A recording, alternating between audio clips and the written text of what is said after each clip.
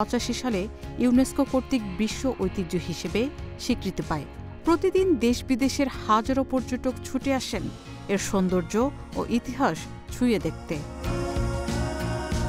১৪ শতকের ঝড়, বন্যা আর অবহেলার পরও মসজিদটি আজও দাঁড়িয়ে আছে মাথা উঁচু করে। বিভিন্ন সময় সংরক্ষণ কার্যক্রম চালিয়ে যাচ্ছে সরকার ও প্রত্নতত্ত্ব বিভাগ। ৬০ গম্বুজ মসজিদ শুধু একটি মসজিদ নয়, এটি এক জীবন্ত ইতিহাস, হাজারো মানুষের স্মৃতি, সংস্কৃতি আর স্থাপত্যকলার মিলনস্থল, বাংলার বুকে এক অনন্য গর্ব। বাঁধ ভাঙা সময়ের ভেতরেও কিছু কিছু নির্মাণ থেকে যায় চিরকাল, যেমন এই ৬০ গম্বুজ মসজিদ। সময় বদলায়, মানুষ বদলায়, কিন্তু ইতিহাস ঠিকই নিজের ভাষায় কথা বলে যায়।